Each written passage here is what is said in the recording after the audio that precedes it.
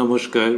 শ্রী শ্রী মায়ের কথা অনুষ্ঠানের অষ্টাদশ পর্বে আপনাদের স্বাগত। আপনারা এই অনুষ্ঠান দেখছেন কোষ্ঠী পাথর প্রাণারাম ইউটিউব চ্যানেলে, যেখানে প্রত্যেক সপ্তাহের রবিবার সম্প্রচারিত হয় শ্রী শ্রী মায়ের কথা এই অনুষ্ঠানটি। আর প্রাণারাম বাংলা ইউটিউব চ্যানেলে সপ্তাহে 6 দিন সোম থেকে শনিবার সম্প্রচারিত হয় কথায় কথায় কথামৃত। সবগুলি অনুষ্ঠানই শুরুর সময় রাত্রি 9টা।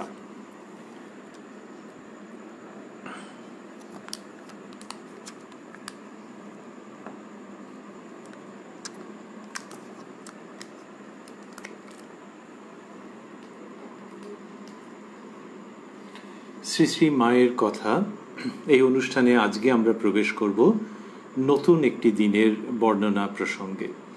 শ্রী শ্রী মায়ের কথা নামের যে গ্রন্থ আছে, বিখ্যাত গ্রন্থ, মূল্যবান গ্রন্থ, সেই গ্রন্থের মধ্যে আমরা অবস্থান করছি। তাতে প্রথমে শ্রীমতী সরজুবালার স্মৃতিকথা রয়েছে। সেই স্মৃতিকথাটি আমরা শ্রবণ করে চলেছি আনন্দের সঙ্গে। আজকে গত রবিবার আমরা একটি দিনের প্রসঙ্গ শেষ করেছিলাম। সেই সূত্রে আজকে নতুন দিনের প্রসঙ্গে আমরা প্রবেশ করব, সর্বাগ্রে ঠাকুর ও মাকে যুগপৎ স্মরণ করে নিয়ে। ওং জননীং শারদাং দেবীং রামকৃষ্ণং জগদ্গুরুং পাদপদ্মে তয়ো শ্রিত্বা প্রণমামি মুহুর্মুহু। একদিন রাত্রে গিয়েছি, সরজুবালা লিখছেন, একদিন রাত্রে গিয়েছি। মা শুয়ে আছেন, কালো বউ কাছে বসে আছেন। কালো বউয়ের পরে বন্ধনীর মধ্যে দিয়েছেন মা, ওই নামেই তাকে ডাকতেন। কালো বউ কাছে বসে আছেন, মা উঠে বসলেন। প্রণাম করব সেই জন্য। প্রণাম করতেই কুশলাদি জিজ্ঞাসা করে আবার শয়ন করে পায়ে হাত বুলিয়ে দিতে বললেন। পরে কথা প্রসঙ্গে বলতে লাগলেন, শোনো মা, বিধাতা যখন প্রথম মানুষ সৃষ্টি করলেন তখন এক প্রকার সত্যগুণী করেই করলেন। ফলে তারা জ্ঞান নিয়ে জন্মালো। সংসারটা যে অনিত্য তা বুঝতে আর তাদের দেরি হলো না। সুতরাং তখনই তারা সব ভগবানের নাম নিয়ে তপস্যা করতে বেরিয়ে পড়ল এবং তাঁর মুক্তিপদে লীন হয়ে গেল। বিধাতা দেখলেন তবে তো হলো না, এদের দিয়ে তো সংসারের লীলা খেলা কিছু করা চলল না। তখন সত্যের সঙ্গে রজ তম অধিক করে মিশিয়ে মানুষ সৃষ্টি করলেন। এবার লীলা খেলা চলল ভালো। এই পর্যন্ত বলে সৃষ্টি প্রকরণ সম্বন্ধে সুন্দর একটি ছড়া বললেন। তারপর বললেন, তখন মা যাত্রা কথকতা এইসব ছিল, আমরা কত শুনেছি, এখন আর তেমনটি শোনা যায় না। শ্রীশ্রীমা বলছেন যে যাত্রা কথকতা তাতে তিনি কত শুনেছেন এবং বিধাতার মানুষ সৃষ্টির প্রসঙ্গটি তিনি উল্লেখ করে সৃষ্টি প্রকরণ সম্বন্ধে সুন্দর ছড়া বলেছেন। এইসব ঘটনা ঘটছে। শ্রীশ্রীমা একটু শয়ন করেছেন, সরজুবালা পায়ে হাত বুলিয়ে দিচ্ছেন, সেই সময় এইসব কথা হচ্ছিল। তারপর সরজুবালা লিখছেন, ইতিমধ্যে কালো বউ অন্য ঘরে উঠে গিয়ে নলিনী দিদি ও মাকুর কাছে, দুজনেই মায়ের ভাইজি, কি একখানা বই চেঁচিয়ে পড়ছিল। মা তাই শুনে বললেন, দেখছো মা, অত চেঁচিয়ে পড়ছে, নিচে সব কত লোক রয়েছে, তা হুঁশ নেই। এই মা তার সংসার, আমরা জানি যে মা উদ্বোধনে রয়েছেন এই সময়তে। লেখিকা সরজুবালা নির্দিষ্ট করে তারিখটি বলেননি। এর আগে যেটি তিনি গিয়েছিলেন, যেটি আমরা আগের অনুষ্ঠানে শুনেছি, সেটি ছিল 1914, ইংরেজি 1914 সালের মে মাস। তো এখানে বলছেন আরেক দিন গিয়েছি, মানে তারই কাছাকাছি, তারই পরে কাছাকাছি কোনো একটি দিন হবে। তো এই সময় মা উদ্বোধনে রয়েছেন, আর তিনি কীরকমভাবে জীবনযাপন করছেন সব দিকে নজর রাখছেন এবং সবার যাতে শান্তি থাকে সেটির জন্য সচেষ্ট থাকছেন অনুক্ষণ। এখানে বললেন, যে দেখছো মা অত চেঁচিয়ে পড়ছে, নিচে সব কত লোক রয়েছে, তা হুঁশ নেই। ওই উদ্বোধন মায়ের বাড়ি, সেইখানে আমরা যেটিকে এখন উদ্বোধন বাড়ি বলে চিনি অনেক সময়, সেটি তো অনেক পরে হয়েছে, কিন্তু মায়ের বাড়ি বলে যেটির পরিচয় সেটিকেই অনেক সময় উদ্বোধন মায়ের বাড়ি এরকম তো বলা হয়। সেইখানে সাধুরা রয়েছেন, বাইরের থেকে ভক্ত অনুরাগী দর্শনার্থী আসছেন, সাধুদের নিজস্ব লেখাপড়া সাধ্যায় রয়েছে, আবার মায়ের তথাকথিত সংসার সকলকে নিয়ে। তো সেই সংসার যাত্রা নির্বাহ, সেখানে তো কত লোকে কত রকম কথা বলবে, জিনিসপত্রের আওয়াজ হবে, এসব হবে। আবার সাধুও রয়েছেন সেইখানে। এ বোধহয় শ্রী শ্রী মায়ের পক্ষেই সম্ভব যে একই বাড়িতে ঘর গৃহস্থালি কাজকর্মও হচ্ছে, আবার ব্রহ্মজ্ঞ সাধুও অবস্থান করছেন, ভক্তেরা আসছেন, ব্রহ্মচারীরা রয়েছেন। সন্ন্যাস আশ্রম ও গৃহস্থাশ্রম একই সঙ্গে যেখানে রয়েছে, তারই নাম মায়ের বাড়ি, তারই নাম উদ্বোধন, এবং তারই সূত্রে নবযুগের উদ্বোধন। সেইখানে মা সমস্ত নজর রাখছেন, যে মা ওই বাড়ির কর্ত্রী তথা যিনি জগৎ কর্ত্রী।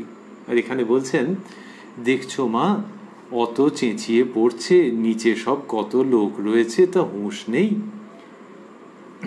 এইবার সরজুবালা তারপর লিখছেন, রাধারানীর মা এসে বললেন, মানে মায়ের ভ্রাতৃবধূ, তো তার কথা লিখছেন যে, এবং তার একটা মানসিকতার কোনো স্থিরতা থাকতো না, জানা আছে, মায়ের জীবনীতে লিখিত রয়েছে, তার কথা আসছে। সরজুবালা লিখছেন, রাধারানীর মা এসে বললেন, লক্ষ্মীমণিরা নবদ্বীপে যাবে, তা তুমি আমায় তাদের সঙ্গে যেতে দিলে না। অভিযোগ করছেন লক্ষ্মীমণি, তারা অর্থাৎ ঠাকুরের ভাইজি লক্ষ্মী দিদি ভক্তদের, তো তার কথা বলছেন যে মা একে যেতে দেননি। লক্ষ্মী দিদি ঠাকুরের যে ভাইজি, তিনি যুগের তুলনায় যেন অনেকটাই এগিয়ে, অতি উচ্চ অবস্থা তার, আর খুব মানসিকতার দিক দিয়ে আধুনিকা মানসিকতার দিক দিয়ে, আবার পুরনো সমস্ত ভাব যাত্রাপালা সব মুখস্থ, দেখতে খুব ভালো, শুদ্ধ চরিত্রা লক্ষ্মী দিদি। তার ব্যাপারই অন্যরকম, তিনি অনেক লোকের সঙ্গে মিশতে পারেন, নিজের শুদ্ধতা সম্পূর্ণরূপে বজায় রেখে। কিন্তু তাকে অনুসরণ করে অন্য কেউ চললে তো হবে না, তিনি তার মতো অনন্যা। তো এখানে দেখা যাচ্ছে যে শ্রীমতী রাধারানী, ভক্তদের রাধুদি, তার মা এসে বলছেন এরকম যে লক্ষ্মীমণিরা নবদ্বীপে যাবে, তা তুমি আমায় তাদের সঙ্গে যেতে দিলে না।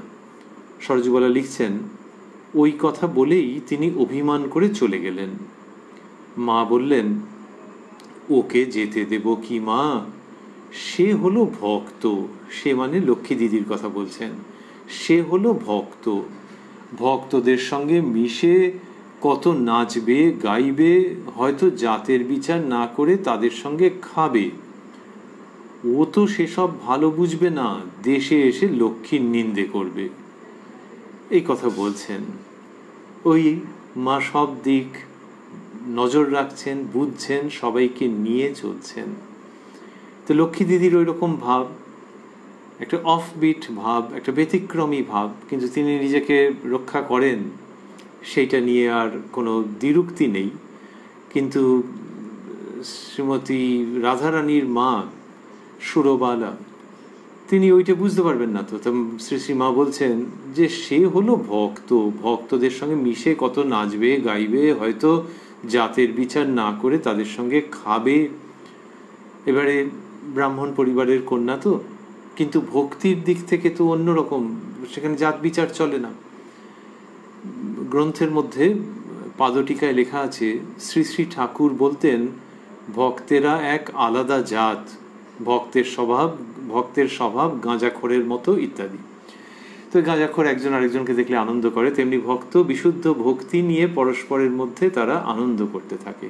তা শ্রী শ্রী মা বলছেন যে সে হলো ভক্ত, ভক্তদের সঙ্গে মিশে কত নাচবে গাইবে, হয়তো জাতের বিচার না করে তাদের সঙ্গে খাবে, ও তো সেসব ভালো বুঝবে না। সুরবালার সম্পর্কে বলছেন দেশে এসে লক্ষ্মীর নিন্দে করবে। তো এই জায়গাটাকে মা নজর রাখছেন, সতর্ক থাকছেন, এবং সেই জন্য যাওয়ার কথা বলেননি, অনুমোদন করেননি। যখন বললেন যে সে হলো ভক্ত, এইসব প্রসঙ্গ লক্ষ্মী দিদির কথা বলেছেন, বলে যেখানে বাক্যটি শেষ হয়েছে আমরা যতটা শুনেছি, তারপরেই মা বলছেন তুমি দেখেছো লক্ষ্মীকে? আমি বললুম না মা। মা দক্ষিণেশ্বরেই তো আছে, দেখো। দক্ষিণেশ্বরে গেছো তো? আমি হ্যাঁ মা, অনেকবার গেছি। তা তিনি যে সেখানে আছেন তা জানতুম না। মা দক্ষিণেশ্বরে আমি যে নবতে থাকতুম, দেখেছ? তো এই নহবত, দুটি নহবত ছিল, একটি উত্তরে আর একটি দক্ষিণ দিকে। তো শ্রী শ্রী মা উত্তর দিকের যে নহবত সেইখানে থাকতেন সেটির কথা তিনি সরজুবালাকে জিজ্ঞাসা করছেন। দক্ষিণেশ্বরে আমি যে নবতে থাকতুম, দেখেছ? তা এটা বলছেন, এটা 1914 সালের কথা। সেটা কত আগে, ঠাকুর যখন দক্ষিণেশ্বরে আনন্দের সঙ্গে স্থূল দেহে বিরাজ করছেন সেই সময়কার কথা। শ্রী শ্রী মা বলছেন দক্ষিণেশ্বরে আমি যে নবতে থাকতুম, দেখেছ? কত মিষ্টি কথা, যে সেই নহবতের সময়কার প্রসঙ্গ আসছে, আর সরজুবালা তার কন্যার মতো তাকে তিনি কত ভালোবাসেন। তাকে জিজ্ঞাসা করছেন যে সেই নবত তুমি দেখেছ? সরজুবালা দেখেছেন। তিনি বললেন, লিখছেন তিনি যে আমি বাইরে থেকে দেখেছি। তো সরজুবালা এরকম বাইরে থেকে দেখেছেন সেটা বললেন। তো তিনি বাইরে থেকে দেখেছেন, ভক্তেরা খুবই বাইরের থেকে ভেতরের থেকে দেখেছেন। কিরকম ভাবে? তার কারণ হচ্ছে যে ভক্তেরা সত্যি এমন তো কাউকে খুঁজে পাওয়া দুষ্কর যিনি দক্ষিণেশ্বর মন্দিরে যাননি বা গিয়ে মায়ের নহবত দেখেননি। আচ্ছা, সে তো বাইরের থেকে, ভেতরে ঢুকতে দেয় নাকি? আগে ছিল, অনেক অনুমতি ছিল, তারপরে সময়ের সঙ্গে সঙ্গে নিয়ম বদলাতে হয়েছে হয়তো। কিন্তু আগে কেউ ঢুকে থাকুন বা এখন না ঢুকতে পেরে থাকুন, মনে মনে ভেতরে ঢুকেছেন। তার কারণ ওই নহবতের মধ্যে মায়ের যে অবস্থান সেটির কথা তো বইয়ে লেখা আছে। এক্ষুনি আমরা দেখব মা সামান্য একটু উল্লেখও করবেন। তো সেই সব কথা লেখা রয়েছে এবং ভক্তরা মনে মনে ভেতরে ঢুকে যান। আসলে আমাদের তো মনে মনেই তীর্থ ভ্রমণ মূলত। তো তীর্থে গিয়ে সেই তীর্থ দেবতা বা দেবীর কাছে মনে মনে উপস্থিত হওয়া। তো ওই নহবত তীর্থে ভক্তেরা বাইরেও গেছেন, আবার মনে মনে অন্তরে যে কতবার গেছেন, বাইরে যতবার গেছেন তার থেকে বেশি হয়তো অন্তরে অন্তরে ভিতরে গেছেন, মায়ের কাছে উপস্থিত হওয়ার চেষ্টা করেছেন। সেই মায়ের কাছে যিনি ওই ছোট্ট ঘরটির মধ্যে কিরকম উদ্ধৃতির মধ্যে কষ্ট করে থাকতেন। আসলে কষ্ট ভক্তদের, আর মায়ের ক্ষেত্রে তা ছিল না, কিন্তু ভক্তেরা কষ্ট পান ওইটা ভেবে। তাই এইরকম মায়ের আনন্দ আর ভক্তদের যেন একটা কেমন কেমন কষ্ট এইসব মিলিয়ে ওই নহবত তীর্থ শ্রীরামকৃষ্ণ ভক্তদের হৃদয় পদ্মে উজ্জ্বল নক্ষত্রের মতো হয়ে আছে। তা মা এখানে জিজ্ঞাসা করছেন দক্ষিণেশ্বরে আমি যে নবতে থাকতুম, দেখেছো? তো নবতে তিনি থাকতেন এরকম বললেন, কিন্তু ভক্তরা জানেন যে তিনি নবতে আছেন। যেমন তিনি উদ্বোধনে আছেন, যেমন তিনি জয়রামবাটি বেলুর মঠে আছেন। সরজুবালা বলছেন তিনি লিখছেন আমি বাইরে থেকে দেখেছি। মা ভিতরে গিয়ে দেখো, ওই ঘরটুকুর মধ্যেই সব সংসার ছিল। মায়ের ঠাকুরের জন্য হাঁড়িতে করে মাছ জিয়ানো পর্যন্ত। তো বললেন যে ঘরের মধ্যে ঠাকুরের জন্য সে মাছ কলকল করতো, আমার মা নিচে শুয়ে থাকতেন। এমনিতে একটা আওয়াজ হলে তো একটা অস্বস্তি হতে পারে, তারপর মাছগুলো কলকল কলকল করছে, ঘুম হয় নাকি? হ্যাঁ হয়েছে। ঠাকুরের জন্যে মায়ের জীবন। রামকৃষ্ণময় সারদা তন্নাম শ্রবণ প্রিয়াম। তো মা ঠাকুরের জন্যই তার বেঁচে থাকা, ঠাকুরের জন্যই তার সমস্ত জীবন। তদাকার ও কারিত। তো এই মা, তিনি বলছেন যে ওরকম ছিল, ওই ঘরটুকুর মধ্যেই সব সংসার ছিল। মায়ের ঠাকুরের জন্য হাঁড়িতে করে মাছ জিয়ানো পর্যন্ত। বলে বলছেন আরো কথা। তো ওই যে মা ওখানে এরকম থাকতেন, মাথার উপরে মাছ, জিয়ানো মাছ রয়েছে। আর কি হচ্ছে যে ঠাকুর একটু দূরে তার ঘরে, সামান্য দূরে তো, কিন্তু অনেক দূর। কি জন্যে যে ওই ওই ওই ওই ঘরে ঠাকুর অবস্থান করছেন, হয়তো সেখানে নৃত্য, গীত, সংকীর্তন কত রকমের হচ্ছে। আর অনেক দূর কেন? তখনকার দিনকাল মা কি করে যান? সে কি কখনো হয়? কত ভক্ত সেখানে সব এসেছেন। আবার এইদিকে একটা সামান্য বেড়া দেওয়া ছিল, চাটাইয়ের বেড়ার মতো। তো সেইখানে দরমা দিয়ে তৈরি, তো সেইখানে মা এদিক থেকে দেখবার চেষ্টা করতেন।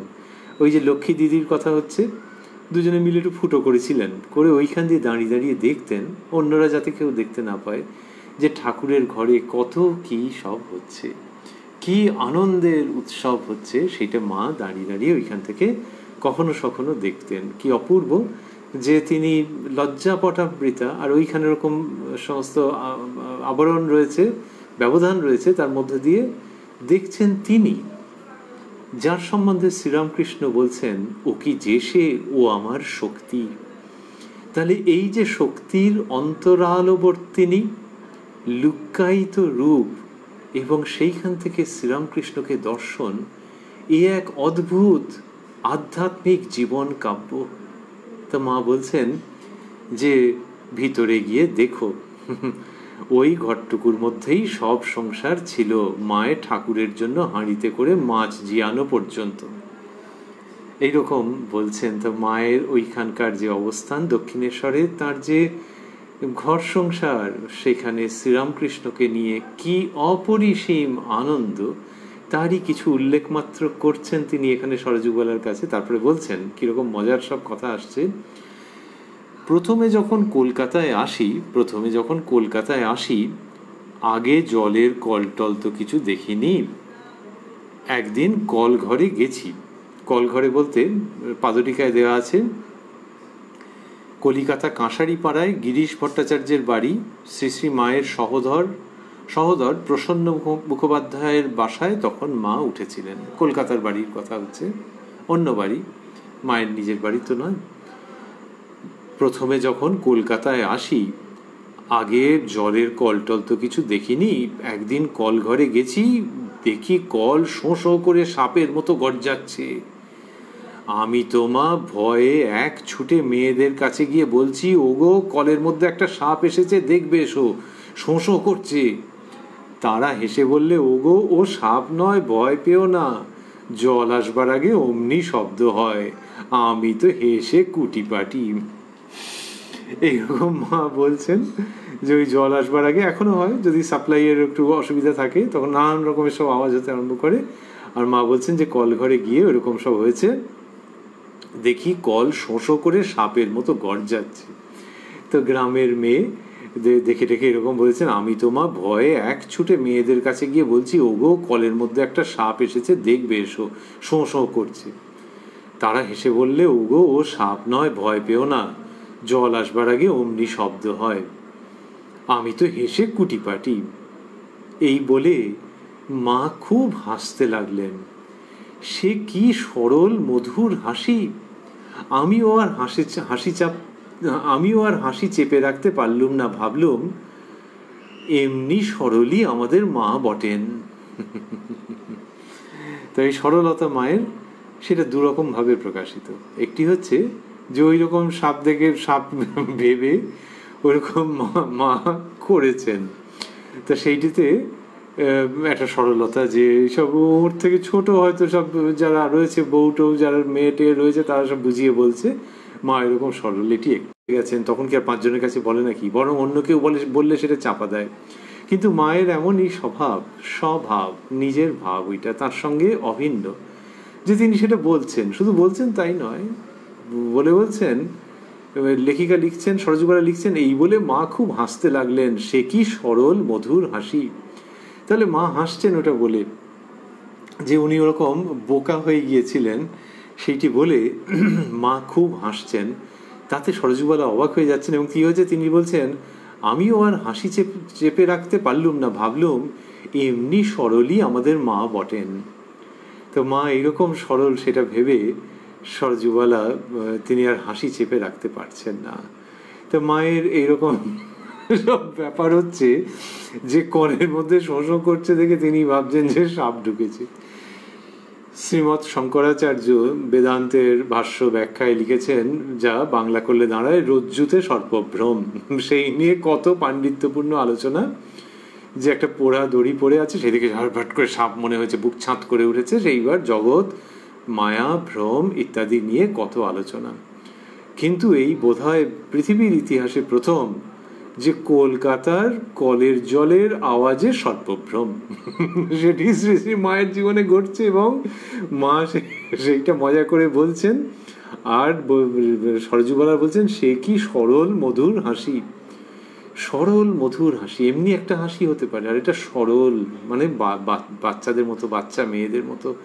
মায়ের মধ্যে যেই বাচ্চা মেয়েদের মতো স্বভাব, এটার কথা সরজুবালা আগেও লিখেছেন, লেখিকা আগেও লিখেছেন। এই শ্রী শ্রী মায়ের কথার মধ্যে আমরা পেয়েছি যে একদম বাচ্চাদের মতো মা হাসছেন। আর এখানে বলছেন, সে কি সরল মধুর হাসি, আমিও আর হাসি চেপে রাখতে পারলুম না, ভাবলুম এমনি সরলই আমাদের মা বটেন। শ্রদ্ধা করে বলা হচ্ছে, এখনকার দিনে হলে আর কাছাকাছি শব্দ, যে মা আমাদের এরকমই সরল বটে। তো সেটা এরকম, আর তখন আর একটু শ্রদ্ধার সঙ্গে সঙ্গে এই শব্দগুলি এরকমভাবে প্রযুক্ত হতো। এখন শ্রদ্ধা কিছু কমেনি, হয়তো বেড়েছে মানুষের আরও গভীর অনুধ্যানের ফলে, কিন্তু ভাষার মধ্যে আর একটুখানি কাছাকাছি এসে গেছে। ওই বটে আলাদা করে আর তফাৎ করা হয় না। তো বক্তব্য হচ্ছে ওই যে একদম বাচ্চাদের মতো মা যেরকমভাবে হাসছেন, আহা কি সুন্দর দেখা যাচ্ছে, আর ওই সব কলের যে জলের আওয়াজ জল আসার আগে সেই সবগুলো মা বলছেন। মা, বেলুড়ে ঠাকুরের উৎসব দেখেছ? আমি, না মা, কখনো বেলুড়ে যাইনি। শুনেছি সেখানে মেয়েদের গিয়ে গোল করা সাধু ভক্তরা পছন্দই করেন না, সেই ভয়ে আরো যাইনি। শুনেছি সেখানে মেয়েদের গিয়ে গোল করা সাধু ভক্তরা পছন্দই করেন না, সেই ভয়ে আরো যাইনি। মা, যেও মা, একবার ঠাকুরের উৎসব দেখতে যেও। এইসব ঘটনা হচ্ছে, ঠাকুরের উৎসব দেখতে যাওয়ার কথা উত্থাপন করছেন এবং সেই প্রসঙ্গে উৎসাহিত করছেন, অনুপ্রাণিত করছেন শ্রী শ্রী মা স্বয়ং।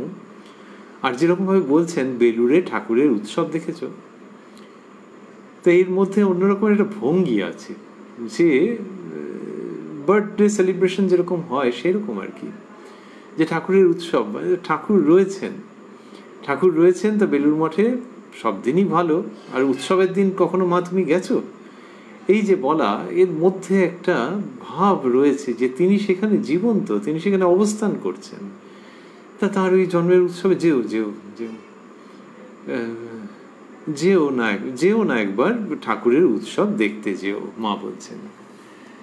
তারপরে এই যে ঘটনা ঘটছে, মায়ের ওরকম বাচ্চা মেয়ের মতো হাসি, এইসব প্রসঙ্গ যে সরজুবালা লিখছেন, সেটার দ্বারা মায়ের একটা রূপ পাচ্ছি মায়ের বাড়িতেই। তারপরে যে ঘটনাটি আসছে সেটি একবারে আগেরটার সঙ্গে মেলানো যাবে না কিছু, সেটিও আনন্দের, শিক্ষার এবং বিশেষভাবে অনুধাবন করবার। কি অদ্ভুত অদ্ভুত সব ঘটনা ঘটে যাচ্ছে। সরজুবালা লিখছেন, আরেকদিন শ্রী শ্রী মা রাস্তার ধারে বারান্দায় এসে আমাকে আসনখানি পেতে হরিনামের ঝুলিটি এনে দিতে বললেন। তা এনে দিলে বসে জপ করতে লাগলেন। প্রায় সন্ধ্যা হয়ে এসেছে। এমন সময় সামনের মাঠে যেখানে কুলি মজুর গোছের কতকগুলি লোক স্ত্রী পুত্র নিয়ে বসবাস করত, সেখানে একজন পুরুষ সম্ভবত তার স্ত্রীকে বেদম মার শুরু করে দিলে। সম্ভবত তার স্ত্রীকে বলছেন কেন, বুঝবে কি করে, মারছে তো, তা সে কে হয়, আত্মীয় পরিজন, কি করে জানা যাবে? সধবা বোঝা যাচ্ছে, কিন্তু স্ত্রী না, কে আত্মীয়, অন্য আত্মীয়র মধ্যে। সম্ভবত তার স্ত্রীকে বেদম মার শুরু করে দিলে, কিল চর, পরে এমন এক লাথি মারলে যে স্ত্রীলোকটির কোলে ছেলে ছিল, ছেলে শুদ্ধ গড়িয়ে এসে উঠানে পড়ে গেল। আহা, তার উপর এসে আবার কয়েক ঘা লাথি। মায়ের জপ করা বন্ধ হয়ে গেল। এ কি আর তিনি সহ্য করতে পারেন? অমন যে অপূর্ব লজ্জাশীলা, গলার স্বরটি পর্যন্ত কেহ কখনো নিজ থেকে শুনতে পেত না। একেবারে রেলিং ধরে দাঁড়িয়ে উঠে তীব্র ভর্ৎসনার স্বরে বললেন, বলি ও মিনসে, বউটাকে একেবারে মেরে ফেলবি নাকি? মলুজা। লোকটা একবার তার দিকে তাকিয়েই অত যে ক্রোধোন্মত্ত হয়েছিল, যেন সাপের মাথায় ধুলো পড়া দেওয়ার মতো অমনি মাথা নিচু করে বউটাকে তখনই ছেড়ে দিল। মায়ের সহানুভূতি পেয়ে বউটির তখন কি কান্না! শুনলুম তার অপরাধ, এইবার জানতে পাচ্ছেন সরজুবালা যে ব্যাপারটা কি। শুনলুম তার অপরাধ, সে সময় মতো ভাত রান্না করে রাখেনি। খানিক পরে পুরুষটার রাগ পড়ল এবং অভিমান ও সাদাসাদির পালা শুরু হলো দেখে আমরাও ঘরে চলে এলুম। এই যে মা শান্ত, এবং এখানে দেখা যাচ্ছে যে সন্ধ্যার কাছাকাছি সময় হরিনামের ঝুলিটি নিয়ে বসে জপ করছিলেন। সেই মা এই রকম পুরুষের অত্যাচার, তখন তো ঘরে ঘরেই এরকম ছিল, কত ঘরে ছিল সামাজিক বৈষম্য, পুরুষের একাধিপত্য বহু ক্ষেত্রে ছিল। সেই যখন ঘটনা ঘটছে, মা আর তখন স্থির থাকতে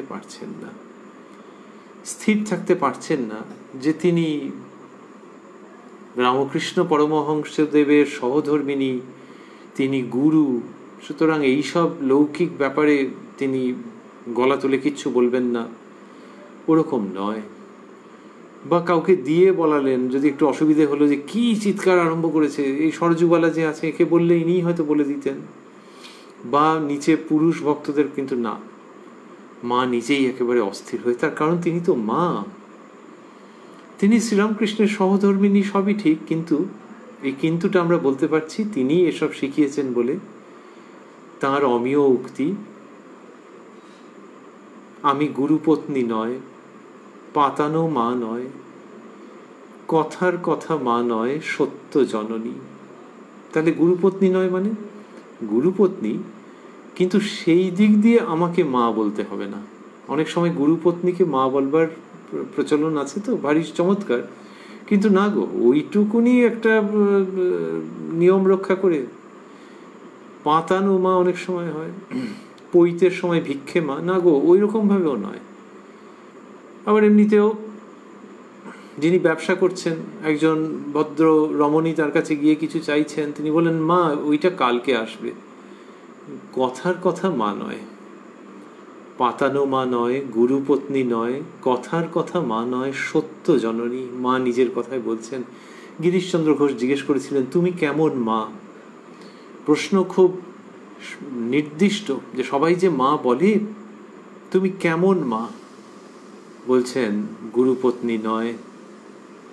গিরিশ ঘোষ কি নাটক লিখেছেন, কি সব উক্তি লিখেছেন, মানুষের মনের কোন গভীরতায় গেছেন, কত সত্য উক্তি নাটকের মধ্যে সংলাপ রূপে রচনা করেছেন। এসব অনেক ছাপিয়ে যাচ্ছে শ্রী শ্রী মা যখন বলছেন। ইংলিশে বলা হয় truth is stranger than fiction. Girishchandra Ghosh যা ফিকশন জানতেন, যা ড্রামা জানতেন, তার থেকে this truth of the existence of the Holi mother অনেক ছাপিয়ে যাচ্ছে। তুমি কেমন মা জিজ্ঞেস করেছিলেন গিরিশচন্দ্র, সেই জন্য আমরা তার কাছে কৃতজ্ঞ। করেছিলেন বলেই তো এই ভোরের শিশির সম্পাতের মতো শুষ্ক ধরণীর বুকে অবিশ্রান্ত বাড়িধারার মতো নেমে এলো ওই অমৃত কথাগুলি। গুরুপত্নী নয়, পাতানো মা নয়, কথার কথা মা নয়, সত্য জননী।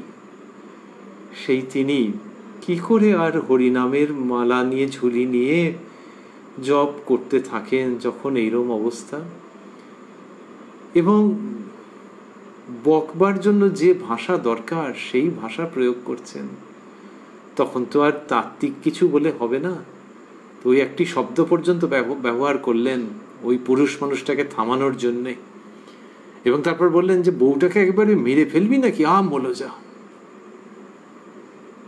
সরজুবালা বলছেন যে যেন সাপের মাথায় ধুলো পড়া দেওয়ার মতো অমনি মাথা নিচু করে বউটাকে তখনই ছেড়ে দিল। এই মা দুজনকেই ভালোবাসেন, ওই বউটাকেও ভালোবাসেন আর ওই লোকটাকেও ভালোবাসেন। তিনি সকলের মা। আর এখানে তার ওই মেয়ের উপরে ওইরকম অত্যাচার, দাঁড়াও ওটাকে থামাতে হবে, সেই জন্য যা বলবার বলেছেন। কিন্তু তার তিনি ক্ষতি চাইছেন না, সে তো বলাই বাহুল্য। বরং আমাদের মনে হয় দুটো দিক। একটা হচ্ছে যে আহা বউটাকে ছেড়ে দিয়েছে গো, কি আনন্দের কথা। আর সরজুবালা বলছেন মায়ের সহানুভূতি পেয়ে বউটির তখন কি কান্না। তো এইটা বউটার সঙ্গে হয়ে গেল। আর সেই পুরুষ মানুষটা, তাকে মা ওইরকম বললেন তো। সরজুবালা বলছেন লোকটা একবার তার দিকে তাকিয়েই অত যে ক্রোধোন্মত্ত হয়েছিল, যেন সাপের মাথায় ধুলো পড়া দেওয়ার মতো অমনি মাথা নিচু করে বউটাকে তখনই ছেড়ে দিল। এই পুরুষ মানুষটার কথা যদি ভাবি, রাগী, হয়তো গোয়ার আমাদের ভাষায়, মায়ের ওরকম ভাবেন না মা।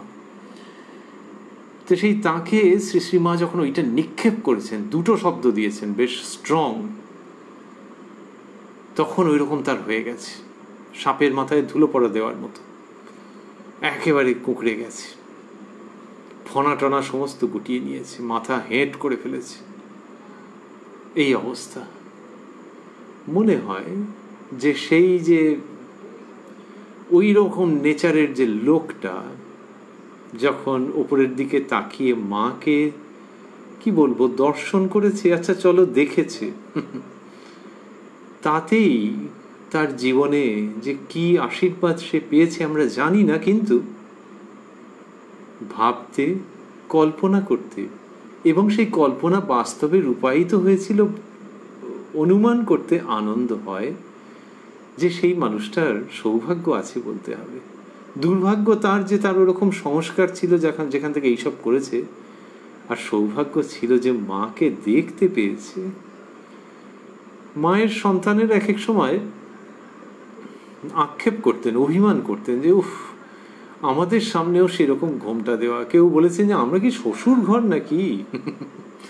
কিন্তু মা ওই রকম ছিলেন তো। অভেদানন্দজি লিখেছেন লজ্জা পটাবৃতা, আনন্দের সঙ্গে লিখেছেন, কিন্তু এদের মনের মধ্যে ওইটা ছিল যে মায়ের শ্রীমুখ দর্শন করা সহজ নয়।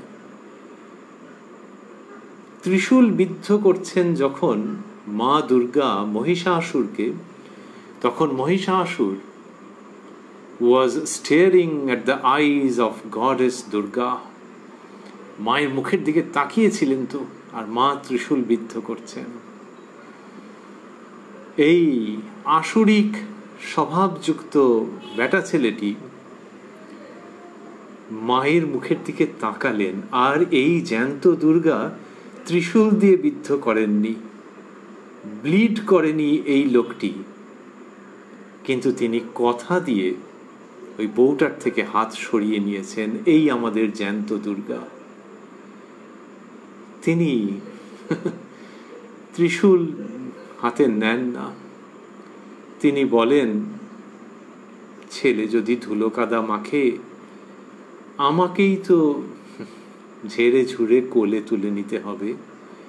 তিনি বলেন, ত্রিশূল নেই, অস্ত্র নেই, কিন্তু এ যুগের জন্যে যে উপকরণ দরকার সেইটি রয়েছে। তিনি বলেন, আমি সতেরো মা, অসতেরো মা। এই অস্ত্রের, এই উপকরণের সাহায্যে, এই মনোভাবের মাধ্যমে মা অসুর বিজয় করেন। ওই পুরুষ মানুষটি কিছু বলতে পারল না। মা যখন এরকম বলছেন, তাকে ত্রিশূল বিদ্ধ করতে হলো না। মা শুধু বললেন একটি দুটি কড়া শব্দ, বাকিগুলি খুব মোলায়েম, অন্তত ওই ব্লিড করানোর মতো নয়। সেইটিতে ওই রকম হলো। বললেন, বউটাকে একেবারে মেরে ফেলবি নাকি? এই যুগের জ্যান্ত দুর্গা এইভাবে আসরিক প্রবৃত্তিকে যেন ঊর্ধ্বমুখী করছেন, এবং ওই বেটা ছেলে ওপরের দিকে তাকিয়ে সেই তাঁকে দর্শন করতে পারল, যার জন্যে মুনি ঋষিরা যুগ যুগান্তর ধরে তপস্যা করেও শেষ করতে পারেন না। এই সব ঘটেছে। লিখছেন সরজুবালা,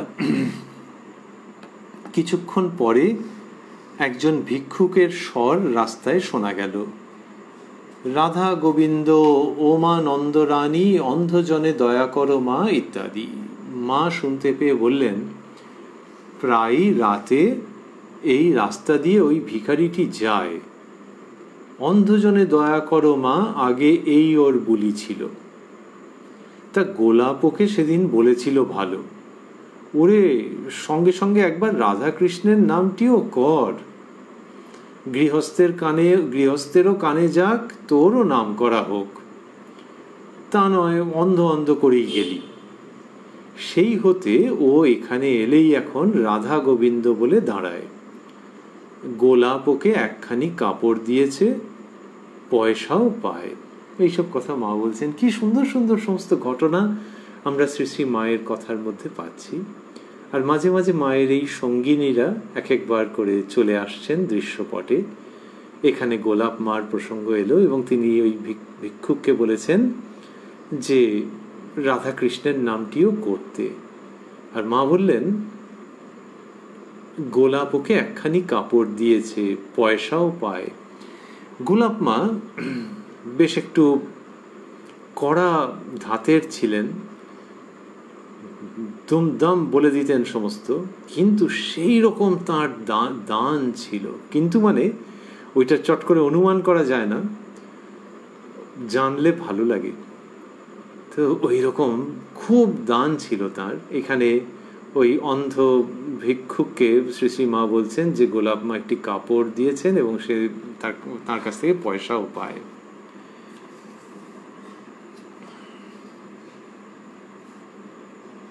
তারপরে দেখছি সরজুবালা বলছেন, মায়ের কথার মধ্যে এইরকমই বিভিন্ন রঙের ফুল দিয়ে একটি মালা তৈরি।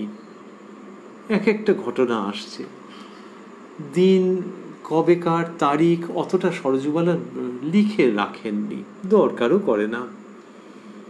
মায়ের বাড়ি, মা, তার সঙ্গী সাথী, অনুগত পরিজন, কি মিষ্টি মিষ্টি সব কথা, তার মধ্যে আবার ওই রকম ঘটনা, সেখানে মায়ের ব্যবহার, এই সব মিলে নানা রঙের ফুল দিয়ে তৈরি একটি মালা।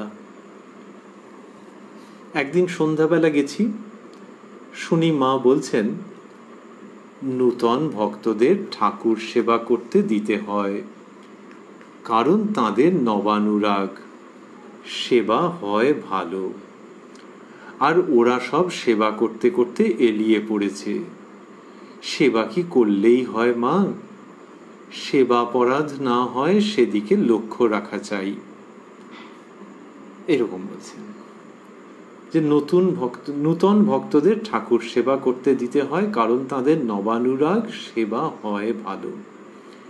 এটির অর্থ হচ্ছে যে নতুন যার অনুরাগ তার খুব মনোযোগটা ওই দিকে থাকে। কীরকম মনোযোগ? ওই যে যার সেবা করছে, এখানে বললেন ঠাকুর সেবা। ঠাকুর তো পটে রয়েছেন সেই সময়ের কথা, তো সেই পট পরিষ্কার, ঠাকুরের ঘর পরিষ্কার, বিছানা ঠিকঠাক করে রাখা, কত রকমের তো হয়। ঠাকুরকে ভোগ নিবেদন করা, ভোগ রান্না করা, ভোগ নিবেদন করা, এই সমস্ত ভোগ রন্ধন নিবেদন সব রকম মিলিয়ে মিশে ঠাকুরের সেবা। নূতন ভক্তদের, মা বলছেন নূতন ভক্তদের ঠাকুর সেবা করতে দিতে হয়, কারণ তাদের নবানুরাগ সেবা হয় ভালো। এই যে নবানুরাগ যার দুরকম হবে, একটি হচ্ছে যে তিনি সমস্ত মন প্রাণ ওইদিকে দেবেন, তাহলে যাদের আগে অনুরাগ তাদের ক্ষেত্রে হচ্ছে কি, যে অনেক দিন ধরে যিনি ঠাকুর সেবা করছেন, মানুষের তো স্বভাব সেটা নিয়েই বলা, যে তিনি হয়তো কখনো একটু অন্যমনস্ক হয়ে গেলেন, একটা সময় ওঠেন, একদিন একটু গড়িমসি করলেন, শরীরটাও একটু ডাউন ছিল, তারপর উঠে গিয়ে যখন ঘুম ভাঙলো দেখলেন দেরি হয়ে গেছে, তাড়াতাড়ি করে। কিন্তু নবানুরাগ যার, তিনি হয়তো 15-20 মিনিট কি আধ ঘন্টা আগে উঠে বসে আছেন। তা যার নবানুরাগ তাকে দিয়ে ঠাকুরের সেবা ভালো হয়। কিন্তু যিনি অনেক দিন ঠাকুরের আশ্রয়ে আছেন, ধরা যাক ত্যাগী মানুষ, তাকে দিয়ে যে হবে না তা নয়, কিন্তু যারা নতুন এসেছেন তাদেরকে দিয়ে ওই সেবার কাজ করালে ভালো হবে। সেটি মা বলছেন নূতন ভক্তদের ঠাকুর সেবা করতে দিতে হয়। তাহলে এটি একটি দিক, যে তিনি ওই ঠাকুরের সেবার জন্য শারীরিকভাবে খুব তৎপর, অনেকবার ঘর মুছছেন আর সমস্ত সেবার খুঁটিনাটি দিক নজর রাখছেন। আরেকটি আছে, সেটি হলো যে সেই সঙ্গে মা যেভাবে বলছেন তার থেকে মনে হয় যে নাম জপও করে যাচ্ছেন ইনি, অনুক্ষণ নাম জপ করছেন, যার নবানুরাগ ওই স্মৃতিতে রয়েছে, নাম জপ করছেন, তাঁরই স্মৃতি, এই সবগুলো যখন সেবার সঙ্গে যুক্ত হচ্ছে তখন খুব চমৎকার। কেননা সেবা মানে শুধু ভোগ নিবেদন, কার ভোগ কাকে, কার জগৎ সম্পত্তি সমস্ত ঠিক আছে, কিন্তু ভোগ নিবেদন, ঘর মোছা, কাপড় কেচে রাখা, শুধু তো ওইগুলি নয়, তার সঙ্গে ওই তাঁর স্মরণ মনন। যেমন আরতি যখন হয় তখন নানান উপকরণ প্রদর্শিত হয়, তো ধূপ দীপ বস্ত্র প্রভৃতি, আর পূজারীর এক হাতে ঘণ্টা ধরা থাকে, ঘণ্টাটা অনুক্ষণ বাজতে থাকে, অনুক্ষণ ঘণ্টা বাজছে, আর ওদিকে আরতি হচ্ছে, মানে আর এক হাতে। তেমনি সেবক বা সেবিকা, তার মনের মধ্যে অনুক্ষণ ওই স্মরণ মনন জপ চলছে, আর হাতে করে কাপড় কাচা, ভোগ রন্ধন, ভোগ নিবেদন, পট পরিষ্কার করা ইত্যাদি চলছে। এই সব মিলিয়ে অপূর্ব সেবা সম্পাদিত হতে পারে। তো মা বলছেন নূতন ভক্তদের ঠাকুর সেবা করতে দিতে হয়।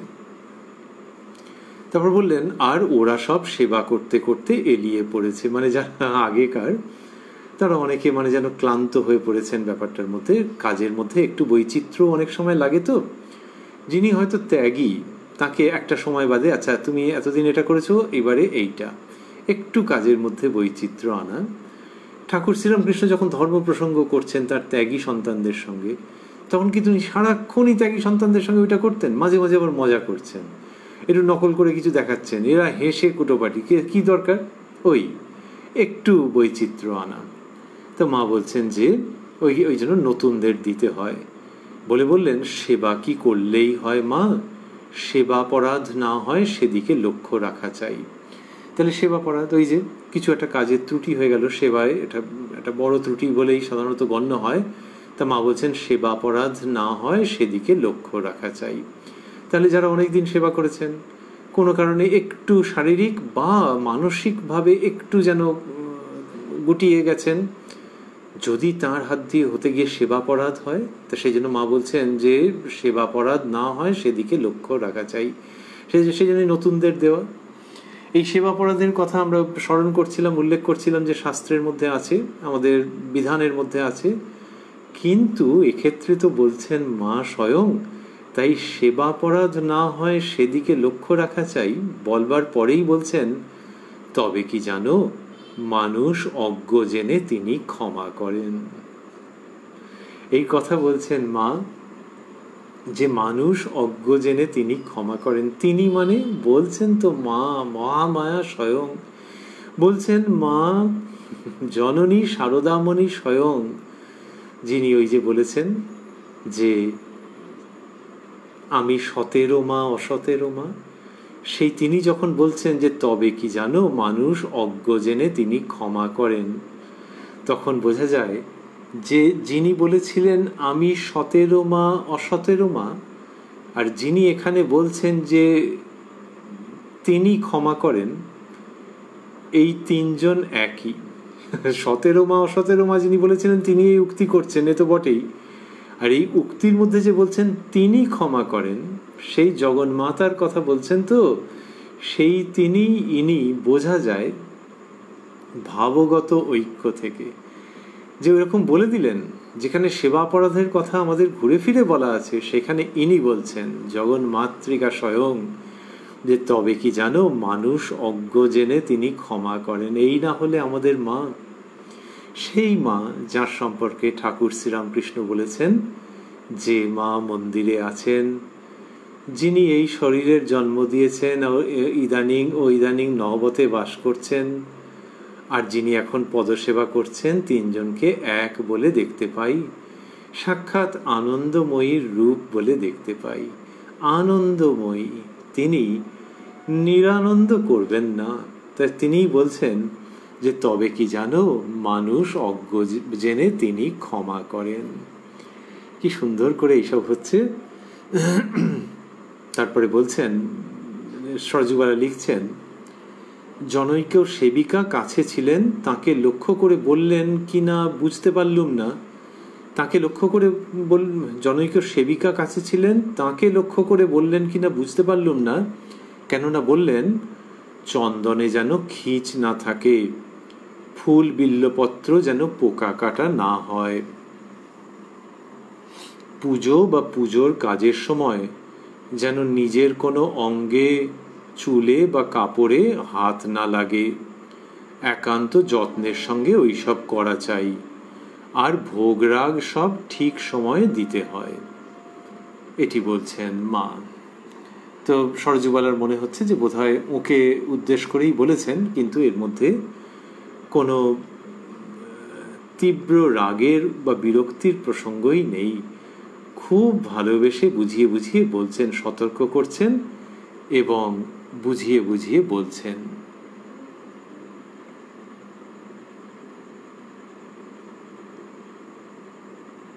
এইবার বলছেন যে রাত্রি প্রায় 8:30, এটি আরেক দিনের ঘটনা। রাত্রি প্রায় 8:30, আজ গিয়ে দেখি মা তখন ঠাকুর ঘরের উত্তরে রাস্তার দিকের বারান্দায় অন্ধকারে বসে জপ করছেন। উদ্বোধনের যে বারান্দা, পাশের ঘরে আমরা বসবার খানিক পরে মা উঠে এলেন এবং হাসি মুখে বললেন, এসেছো মা, এসো। আমি, হ্যাঁ মা, আজ আমরা দু বোনে এসেছি। আরতি কি হয়ে গেছে, আরতি কি হয়ে গেছে? দু বোন মানে সরজুবালা ও সুমতিবালা। হ্যাঁ মা, আজ আমরা দু বোনে এসেছি, আরতি কি হয়ে গেছে? মা, না এখনো হয়নি, তোমরা আরতি দেখো, আমি আসছি। আরতি আরম্ভ হলো। অনেকগুলি মহিলা ঠাকুর ঘরে জপ করতে বসলেন। আরতি সাঙ্গ হলে আমরা প্রণাম করে মায়ের উদ্দেশ্যে পাশের ঘরে গেলুম। ওখানে গেলে এক মুহূর্ত মাকে চোখ ছাড়া করতে ইচ্ছা হয় না।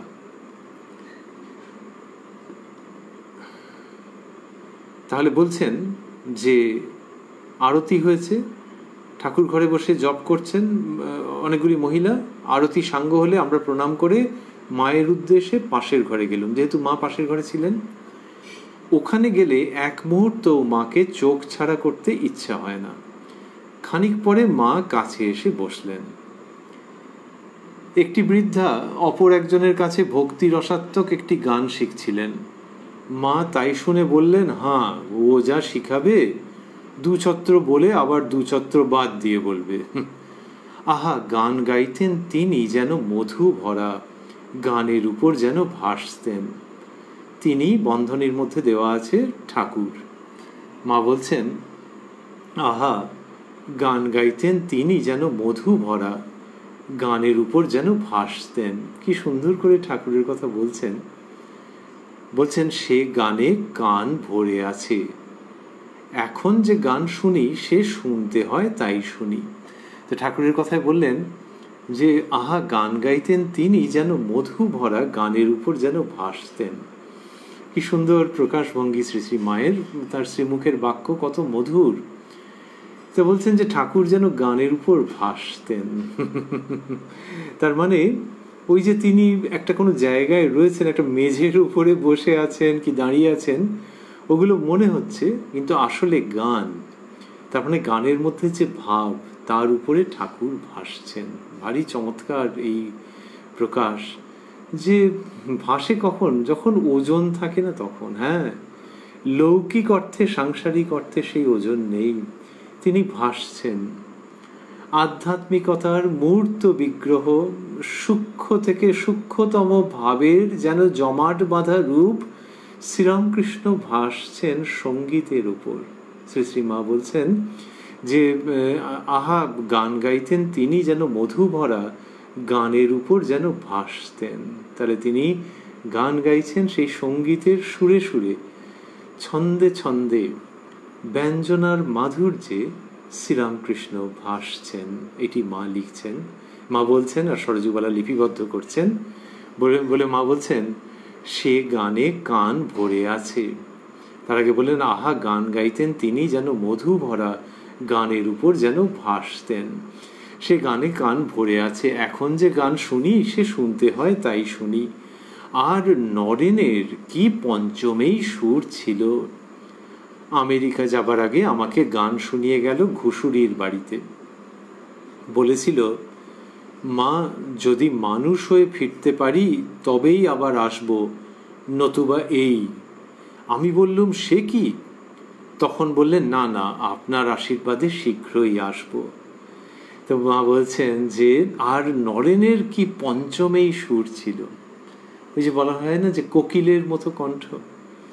তো বলছেন যে আর নরেনের কি পঞ্চমেই সুর ছিল।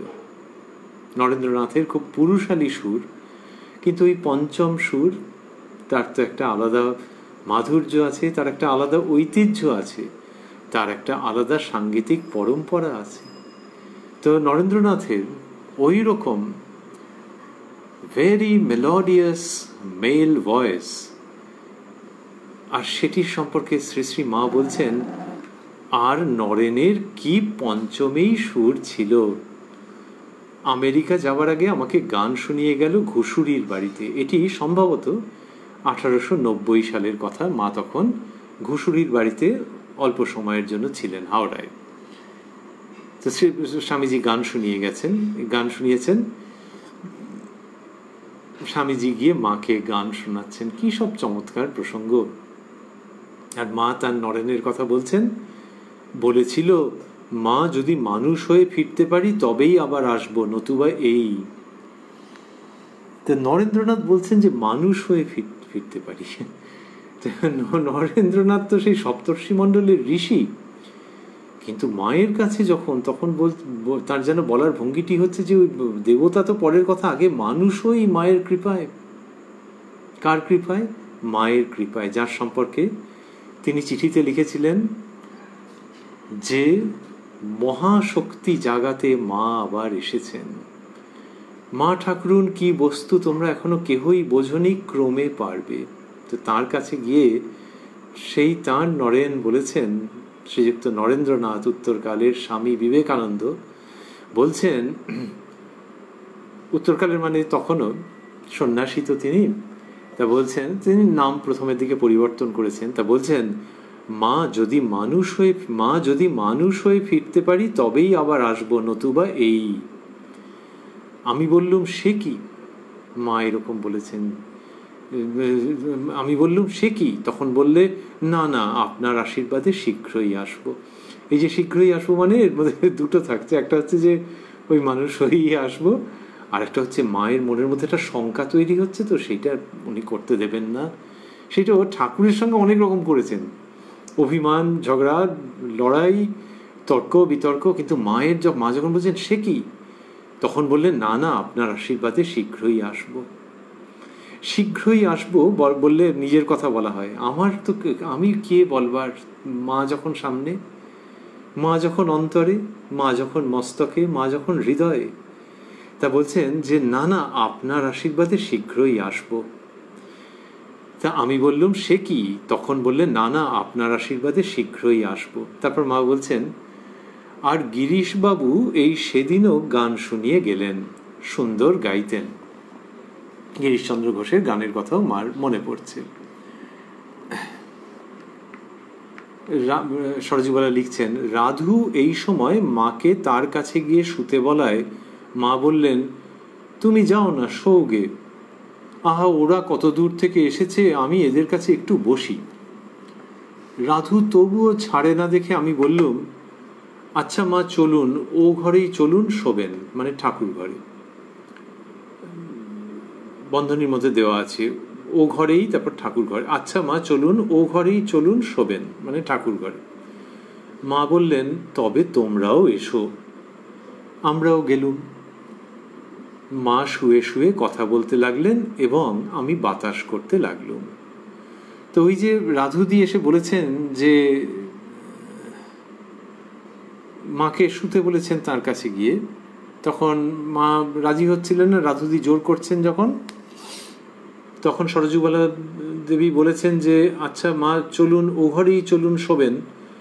মা বললেন, তবে তোমরাও এসো। আচ্ছা, উনি তো বললেন যে ও ঘরেই চলুন, শোবেন, তাহলে আর মা আলাদা করে ডাকছেন কেন? মা বুঝতে পারছেন যে সরজুবালা বলছেন যে ও ঘরেই চলুন, শোবেন, তার মানে ও ঘরে গিয়ে মা শোবার পরে চলে আসবে হয়তো। না না, চলে আসবে কেন? মা বললেন, তবে তোমরাও এসো। আমরাও গেলুম। মা শুয়ে শুয়ে কথা বলতে লাগলেন এবং আমি বাতাস করতে লাগলুম। খানিক পরে মা বললেন, এখন বেশ ঠান্ডা হয়েছে, আর না, মেয়ে হাওয়া করছে, বেশি নেবেন না। আমি তখন পায়ে হাত বুলিয়ে দিতে লাগলুম। একজন বৃদ্ধা অপর একজনকে যোগশাস্ত্রের ষটচক্রভেদ ও বিভিন্ন পদ্মের বীজাদি সম্বন্ধে কিছু বলছিলেন। গোলাপমা বললেন, ওসব বীজ মন্ত্র অমন করে বলতে নেই। তবু তিনি বলতে লাগলেন। মা ওইসব কথা শুনতে শুনতে সহাস্যে আমাকে বললেন, ঠাকুর নিজ হাতে আমাকে কুলকুণ্ডলিনী ষটচক্র এঁকে দিয়েছিলেন। তো মাকে এরকম তিনি দিয়েছিলেন। এখন মার পক্ষে সেইগুলি আর রাখা কি সহজ নাকি? তারপর মায়ের জীবনের উপর দিয়ে কত গেছে। তিনি যখন স্থানান্তরিত হচ্ছেন এক জায়গা থেকে আরেক জায়গায়, তখন সেই সব কত রকমের জিনিসপত্র। কিন্তু ঠাকুর ওরকম করেছেন। বলা হয় যে ঠাকুরের প্রথম শিষ্যাও মা শারদামণি। তো ঠাকুর সমস্ত শিখিয়েছেন। বলা হয় যে তিনি সলতে পাকানোরটিও শিখিয়েছেন। শ্রী মা বললেন যে ঠাকুর নিজ হাতে আমাকে কুলকুণ্ডলিনী ষটচক্র এঁকে দিয়েছিলেন। আমি জিজ্ঞাসা করলুম, সেখানি কই মা? মা, আহা মা, এত যে হবে তা কি তখন জানি?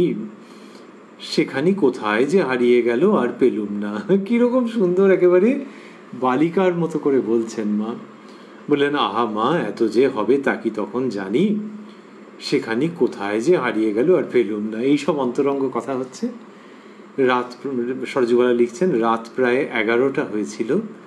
আমরা প্রণাম করে বিদায় নিতে মা আশীর্বাদ করে দুর্গা দুর্গা বলতে বলতে উঠে বসলেন।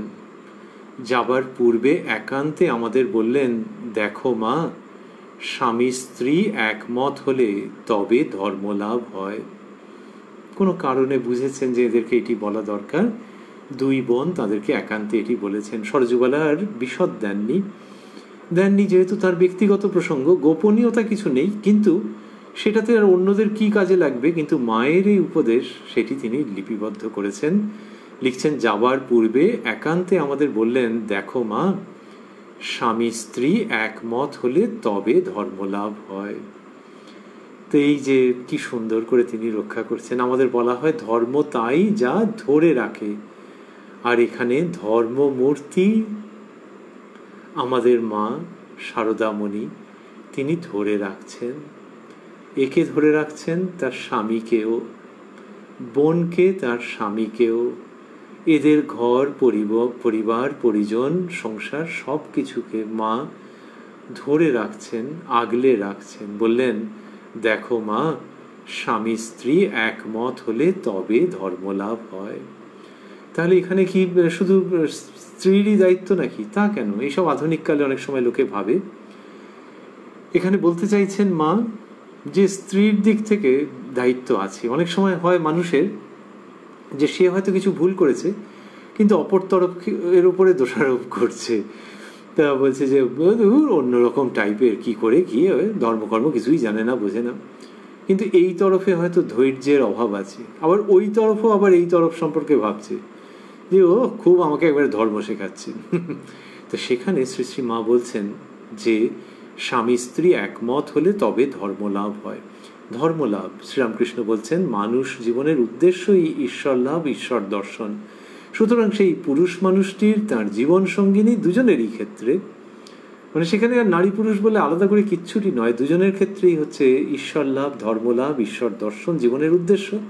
আর সেইটা হবে না যদি দুজনের সহমত না হয়, একমত না হলে ধর্মলাভ হতে চাইবে না। তো এইটা বলা মানে দুজনকেই তার জন্য প্রযত্ন করতে হবে। সাংসারিক ক্ষেত্রে যদি কম্প্রোমাইজ করতে হয়, হবে।